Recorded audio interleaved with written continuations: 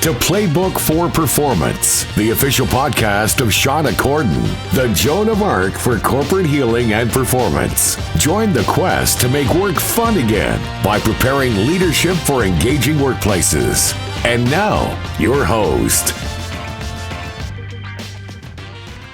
Hello and welcome, friends. I'm Shauna Corden, and I'm glad to have you here on the Playbook for Performance podcast.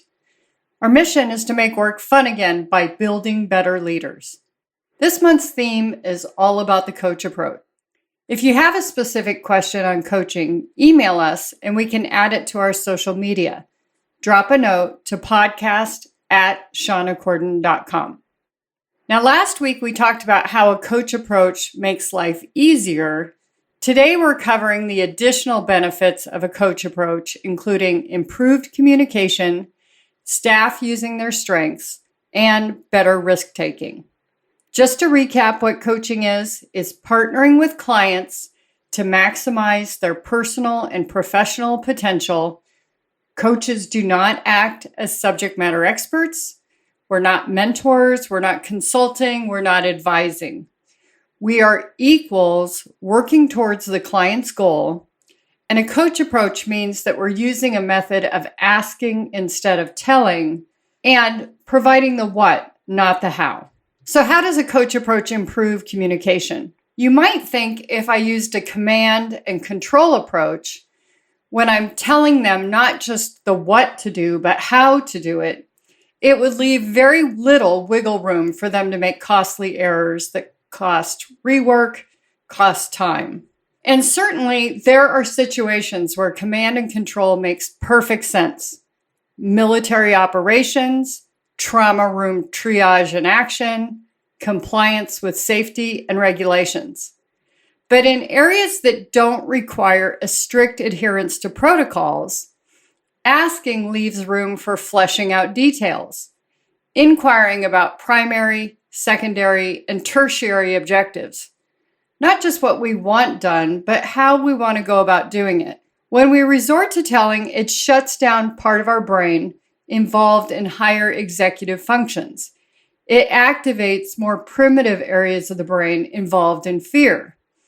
This means important abilities such as empathy and innovation are left disconnected in the conversation. Positive involved conversations build trust versus directives that erode trust. A coach approach conversation works in our prefrontal cortex, our executive brain that amplifies our success rate in ensuring that our intent matches the impact. When we remove asking from our toolkit and we resort to telling, it leaves our listener in a state where they must make a number of inferences about what they've been told.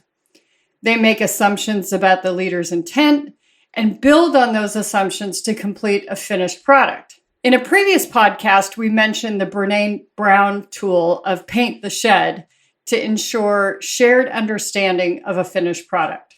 By integrating asking, we share the story we're telling ourselves with our inferences with one another to correct as we go. By using a coach approach, we remove ourselves from me and we start building we. So how does a coach approach improve staff utilizing their strengths? Well, if we resort to telling staff not just the what, but also the how, it forces them to use just one method of achieving the objective. It relies on the leader's experience at a previous time and space where the conditions may no longer be present. If I say, this is how you teach a course, I've done it, it works for me, don't waste time, it eliminates the possibilities of the employee reflecting on multiple learning experiences they've undergone, new trends in technology and social media, and learning styles of multiple generations, and so on. But if, as a leader, I share, this is what we've promised to the company, and here's the result we're aiming for, this allows the employee to use what they're strong in, recruit others in their strengths, evaluate methods, tools, and technology. This personal reflection allows them to grow their strengths, learn new things, and become invested in a product that they're responsible for. They may share options and ask for advice, but ultimately have far more autonomy, develop mastery, and integrate the purpose of the project. And these three factors are far more motivating than money once they're adequately paid. And later this week on our social media, we'll be talking about Dan Pink's drive. So imagine yourself being assigned a project. You're not only told the objective and key performance measures, but you're told how to do it, nearly every step. How motivated are you? It feels a bit like drudgery. But in the same scenario, instead of being told how, you're told, bring me 3 proposals with their benefits and risks. You might feel like you have some autonomy and the ability to shine, to demonstrate your strengths. I bet you'd have a bit more excitement. And this brings us to our third benefit of the coach approach, improved risk-taking. With this coach approach of asking and not telling, and the increased autonomy, it also involves more risk. When the manager tells not just what, but how, theoretically, it's for the purpose of reducing risk and guaranteeing success, that all of the previous conditions still exist, and this implementation will perform just as the last. What's wrong with that? Well, for one, it doesn't grow or improve performance. It's a little like the argument of, well, we've always done it this way, or why fix what isn't broken? 2, it leaves no room for growth in the market or customer expectations or innovation. 3, it doesn't teach employees how to fail, and we want them to fail fast. When coach approach conversations happen, there's a discussion of potential obstacles and remedies should they occur. It tries to anticipate performance under the current conditions, and in building that, we build trust for safety net for failure. Smart failures happen when we're testing an approach. In the same way that we create a hypothesis for a science experiment, we aren't emotionally attached to the outcome. We're simply trying to prove a repeatable outcome. If we fail, we know our leadership has our back and we can quickly course correct to meet the objective. Every great leader's had plenty of failures, and they learned to fail fast. When we play it safe, we don't innovate. And innovation's the lifeblood of today's commerce. We need innovation to grow and keep us engaged and excited about the future. We need to teach our staff how to fail and how to recover. By regularly engaging in coach approach conversations, we limit the impact of failure and increase recovery speed. When we share in the anticipation of challenges, we build trust, psychological safety, and we increase team performance. Are you convinced? Do you want your own team to start learning coaching skills for leaders and have better conversations, increase engagement, trust, and innovation? Schedule a webinar. You can email me at shauna@shaunacorden.com. And that brings us to our tool of the week, transparency. So transparency is about being direct with your intentions so you can ensure your conversations are having the right impact. Here's what it might look like. Gina is an outstanding performer. She makes all her numbers, but she sometimes leaves her colleagues feeling like the numbers are more important to Gina than they are. Gina's manager, Emily, feels she must intervene. Emily asks Gina to schedule a meeting to talk about progress, and Emily opens the meeting by sharing her observations. Gina, I called this meeting to let you know about my observations in your interactions with your colleagues. It's my intent to show you how you're making your colleagues feel. And with this information, I expect your courtesy and mannerisms to improve. We want Gina to allow this to sink in. So we want Emily to pause at this point. Emily has broadcast 3 things here.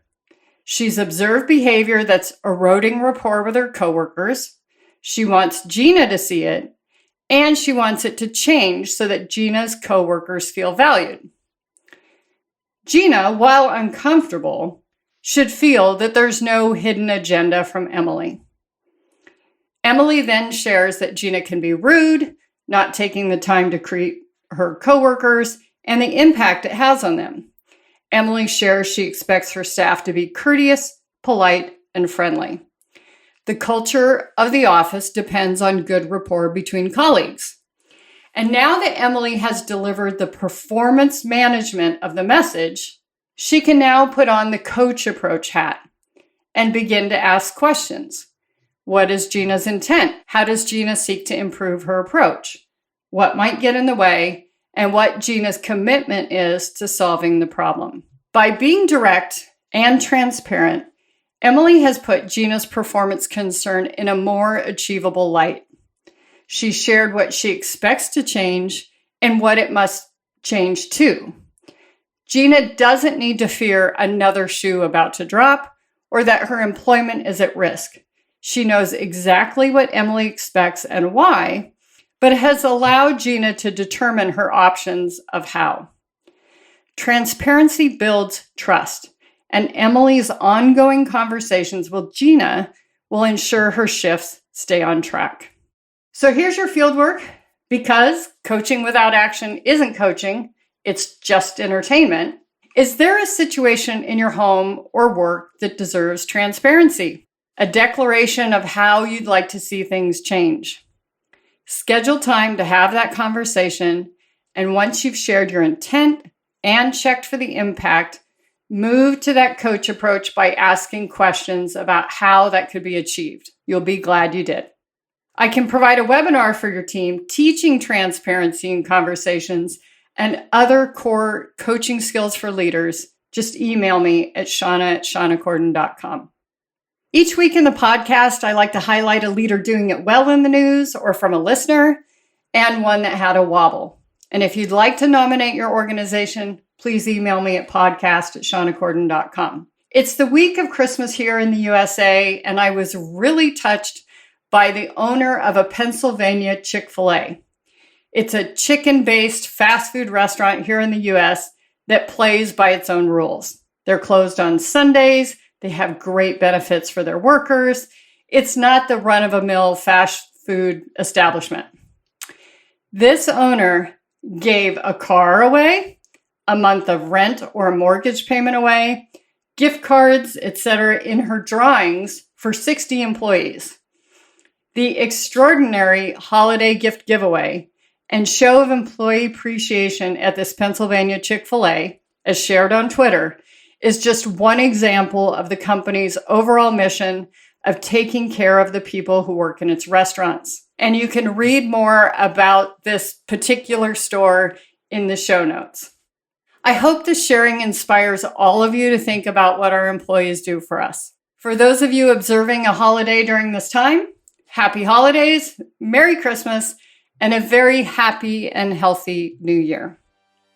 If you like this podcast, please subscribe, give us a rating, and tell your friends. If you'd like to hear more about a topic that would make your work fun by improving the leaders in your organization, please drop us a line at podcast@shaunacorden.com. Until next week, take good care. Thank you for listening to Playbook for Performance. To learn more about Shauna Corden, her consulting programs and tools, please visit her website at shaunacorden.com and follow us on social media at Shauna Corden.